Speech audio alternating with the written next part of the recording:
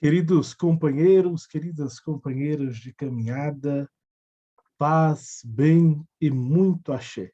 Sejam bem-vindas, bem-vindos ao programa 1097, nesta segunda-feira, dia 22 de novembro de 2021. Uma saudação especial a todos vocês que acompanham essa comunidade Paz e Bem, também o canal da Pós TV 247. É sempre muito bom estar com vocês, chegando já bem cedinho para animar nossa caminhada, nossas lutas. E hoje, dia 22 de novembro, a gente completa exatamente 40 anos da celebração da grande, da magnífica, da resistente, da necessária Missa dos Quilombos.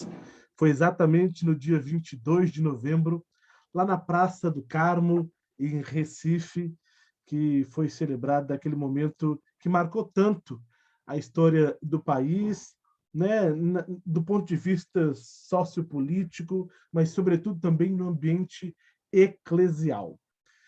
Aquele 22 de novembro teve o local escolhido a dedo, porque foi exatamente na Praça do Carmo que, lá em 1695, foi exposta a cabeça de nosso guerreiro e a quem fazemos referência sempre como companheiro de luta e de caminho, Zumbi dos Palmares. Foi exatamente na Praça do Carmo que, no dia 20 de novembro, por um bandeirante, foi morto e teve sua cabeça exposta. E neste espaço, marcado pelo martírio de Zumbi, a gente transformou um espaço de celebração, de resistência, de grito e, sobretudo, de denúncia. E é sempre bom a gente lembrar todo o percurso que teve a Missa dos Quilombos e, sobretudo, o que representa para nós ainda hoje. E é carregado de tantos significados, né? E a gente poderia pegar em tantos trechos desta celebração e mostrar como ela preenche, denuncia a cada instante. Mas celebrar os 40 anos da Missa dos Quilombos neste cenário, de ainda um ambiente que permanece com racismo estrutural, em que as populações negras do país ainda são entregues, né, à pobreza, à miserabilidade, né, à negação de espaços, a negação da palavra, faz a gente lembrar e saber quão atual está ainda aqueles versos do poeta Castro Alves. Senhor Deus dos desgraçados, dizei-me vós, Senhor Deus, se é loucura ou se é verdade, tanto horror perante os céus. Quando a gente vê, e aí não só, né, no Brasil, mas a gente estende isso, que companheiros nossos são sufocados. Sufocados não literalmente como foi George Floyd, mas também sufocados pela negativa de políticas públicas, pela negativa de acesso e garantia à vida. E quando a gente percebe isso, a gente tem que perceber que democracia não pode ser entendida apenas como a faculdade do voto, mas tem que ser entendida, sobretudo, né, num processo de universalização do direito à vida. E quando as populações negras são negados, têm esse direito à vida negado, é porque a gente não vive num ambiente democrático. Porque um grito antirracista é necessariamente um grito classista, de perceber também a nossa posição, né, enquanto classe trabalhadora em todo esse processo. Então, acho que isso é sempre oportuno a gente recordar. Mas, voltando na celebração, né, da Missa dos Quilombos, que contou com companheiros de caminhada, né?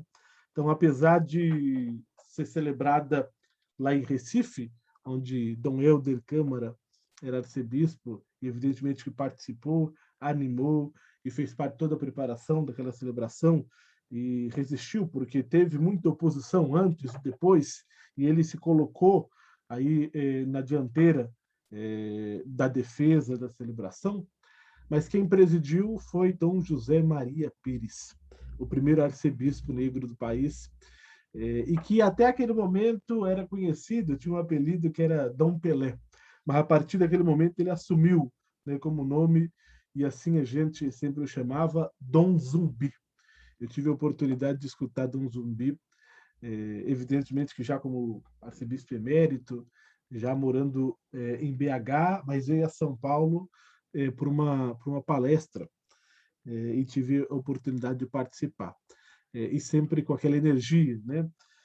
Viveu até quase os 100 anos com um vigor maravilhoso de resistência, e ele foi a principal figura que durante anos trouxe para dentro do seio da igreja a discussão da negritude. E é interessante que ele participou do Concílio Vaticano II, passou pelo Pacto das Catacumbas, então é um compromisso que ele assumiu também na carne, porque na carne também ele sentiu as mazelas do racismo. E com Dom José Maria Pires, a celebração ganha um caráter de denúncia. E no início da homilia, Dom José Maria Pires, ele apresenta isso de maneira muito forte.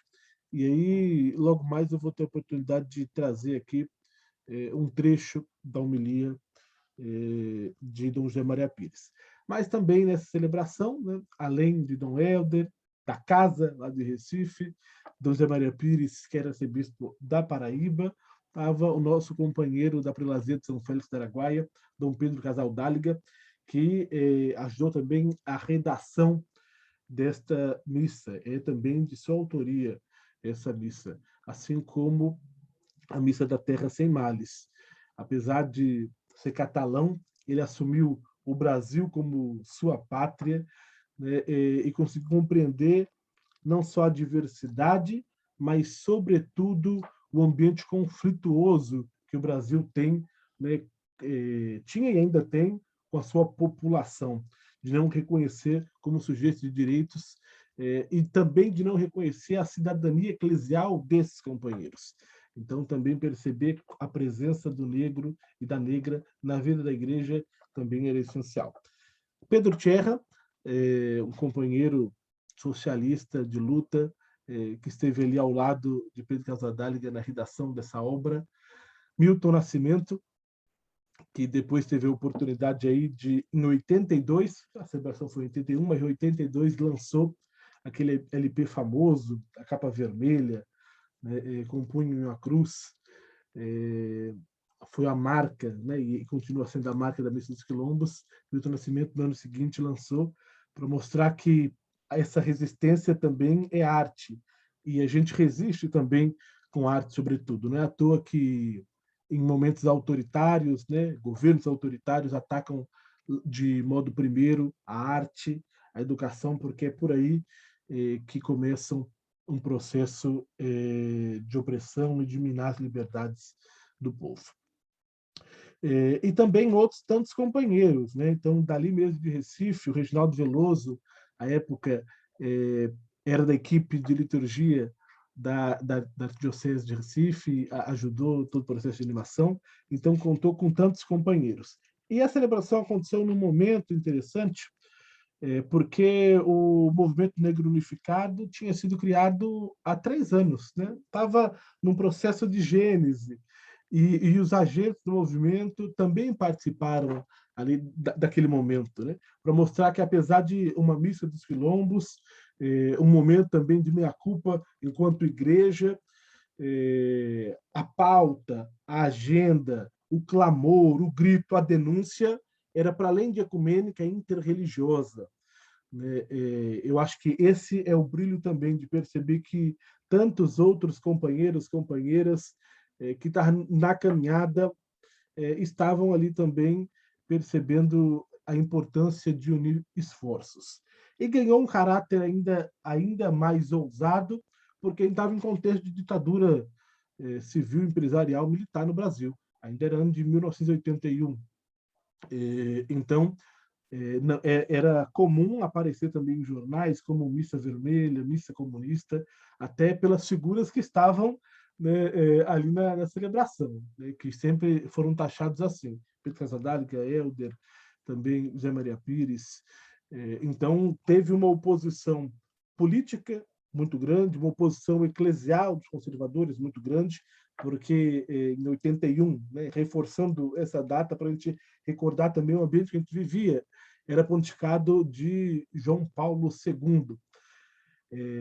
Início também do seu pontificado, há poucos anos estava ali, e já tinha tido uma primeira viagem ao Brasil no ano anterior, mas não sabia muito bem a linha eclesial que ele queria apresentar à igreja naquele momento. Então, também teve podas, teve perseguições internas também em relação a esta celebração. Interessante que foi no mesmo ano, né, 81, que o Leonardo Boff lançou o livro Igreja, Carisma e Poder. Está completando agora 40 anos, quem sabe em ainda um Paz e Bem de dezembro a gente possa discutir sobre essa obra de Leonardo Boff. E 80 anos, e em 81 também foi o ano que a comunidade eclesial de base onde eu participo foi fundada. Então, efemérides aí que nos colocam na dimensão de celebrar tudo isso, né? Então, acho que esses pontos são interessantes que a gente possa sempre recordar. Mas, quando a gente diz missa dos quilombos, para além de reconhecer também a importância histórica dos quilombos, para além de reconhecer a resistência atual dos quilombos no país, é oportunidade de a gente olhar e reconhecer que muitos dos nossos territórios urbanos também são verdadeiros quilombos. Muitos bairros da periferia das grandes metrópoles do país, é nítido a presença quase que exclusiva da população negra, sobretudo nesses ambientes periféricos. Então, é o momento de a gente pensar também nesses nossos quilombos urbanos e como que a gente constrói processos de verdadeira resistência, de organização de luta, para que na memória de Zumbi, de Dandara, a gente também, com outras lideranças nossas, do nosso meio, do nosso chão, do nosso território, a gente não desanime na luta. E aí, nisso, a necessidade da gente construir um quilombo do nosso sonho, para que a gente possa ter um mundo novo. E aí tem um refrão interessante, que é assim: vamos construir um quilombo do sonho do povo, com a força dos ancestrais, um mundo novo. Vamos construir um quilombo do sonho do povo, com a força dos ancestrais, o mundo novo. Um refrão que não é da Missa dos Quilombos, mas que nos coloca nesta celebração. E um fato interessante, né, que ainda antes do dia 22 de novembro, Recife estava um fervilhão sobre, né, essa celebração que iria ocorrer. E aí, Dom Helder se viu na necessidade de convocar uma coletiva de imprensa, né? Primeiro, para dizer assim, não se trata de uma missa negra. Os jornais da época utilizavam isso, né, para tentar dar uma conotação do que muita gente entende como quase, né, algo diabólico, quando se diz missa negra. As pessoas queriam colocar que aquilo não era um sacrifício sagrado, que não era de fato algo pio, religioso, mas que tinha um interesse, na palavra deles, obscuro por detrás. Sinal também do racismo estrutural introjetado nos nossos meios de comunicação. E aí Dom Helder foi, né, na coletiva para dizer assim, não é a missa negra, mas sim, sem dúvida, uma missa da população, dos povos pretos do nosso país. E aí ele disse algo interessante: a igreja já pediu perdão aos judeus, aos índios, e agora é a vez do negro. Um dia ainda pediremos perdão à mulher. Interessante como Dom Helder estava também, naquele tempo histórico, ciente da necessidade de um processo de conversão integral, né, da Igreja na recepção verdadeira do Vaticano II.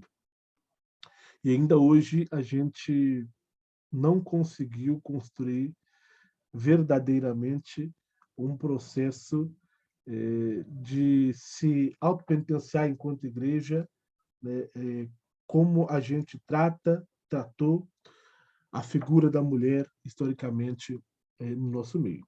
Não que do judeu, do índio, do negro esteja resolvido, não, não.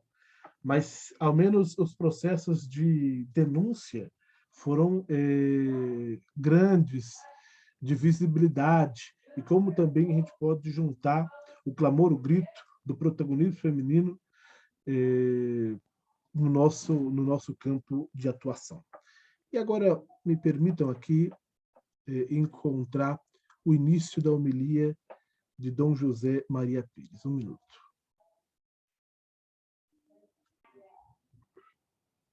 Encontrei aqui. Pretos, meus irmãos, estamos presenciando hoje aqui os sinais de uma nova aurora que vem despertar para a Igreja de Jesus Cristo. No passado, ela não se mostrou suficientemente solidária com a causa dos escravos.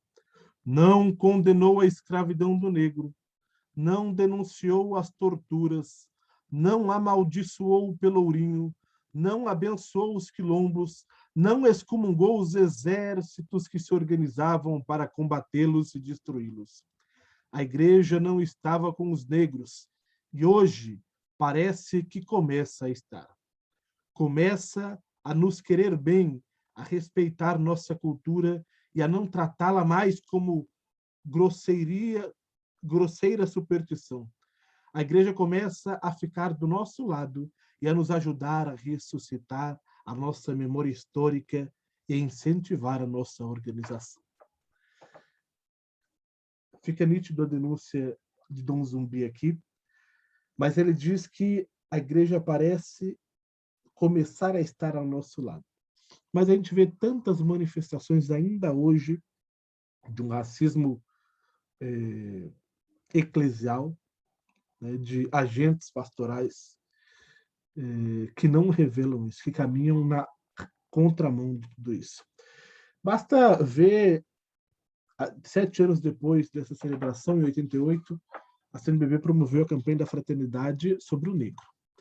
A Arquidiocese do Rio de Janeiro, naquele momento, se negou a celebrar aquela campanha da fraternidade. Construiu um subsídio separado para não utilizar aquele subsídio que foi construído pelos agentes pastorais negros, que foi construído a partir de tanto tempo de reflexão, de reunião das lutas, e que tinha, evidentemente, um caráter também de denúncia, como o do texto de Dom Zumbi. Ou então, quando a gente olha isso, eu já falei aqui em algum momento, que as comunidades negras, hoje no Brasil, ainda na igreja, não tem um documento oficial. Tem um documento de estudo, documento 85, que já tem 20 anos e ainda não foi aprovado como documento oficial, como os outros documentos. Mas por que disso? Ou por que essa negativa de protagonismo, né? Negativa de pertencimento a alguns espaços? É importante que a gente traga isso. Ou então, esses grupos conservadores que a todo momento, quando se existe uma celebração enculturada na tradição e cultura afro-brasileira, começam a proferir os piores xingamentos e ofensas que a gente possa imaginar. Há poucas semanas aconteceu no Santuário Nacional de Aparecida uma belíssima celebração enculturada, presidida por Dom Zanoni, estavam ali também outros bispos, né, do Eduardo também, bispo negro, como Dom Zanoni, uma celebração belíssima, né, rezada com corpo e alma, com ancestralidade, né, com a cultura, mas que mal a celebração terminou, um monte de coletivo conservador começou a preferir ofensas. E aí não tem como não dizer que isso não é racismo. Isso que eles fazem não é zelo pela liturgia. Não, não é isso. É justamente porque se incomodam com a presença da população negra na igreja e a sua forma de se manifestar. É isso que acontece. É isso que acontece. Mas um momento também marcante na celebração, na Missa dos Quilombos, foi, para além, evidentemente, de toda a obra-prima que são aquelas canções, os textos, e a gente tem isso à disposição para utilizar nos nossos momentos de reflexão, também de reza, mas a invocação a Mariama que Dom Helder Câmara rezou ao final da celebração. E vou pedir aqui a permissão de vocês para que eu possa rezar essa entoação a Mariama completa, encerrando o nosso Paz e Bem deste dia 22 de novembro. Mariama, Nossa Senhora, Mãe de Cristo e Mãe dos homens. Mariama, Mãe dos homens de todas as raças, de todas as cores, de todos os cantos da terra. Pede ao teu filho que esta festa não termine aqui. A marcha final vai ser linda de viver. Mas é importante, Mariama, que a igreja de teu filho não fique em palavra, não fique em aplauso. Não basta pedir perdão pelos erros de ontem. É preciso acertar o passo de hoje sem ligar ao que disserem. Claro que dirão, Mariama, que é política, que é subversão. É evangelho de Cristo, Mariama.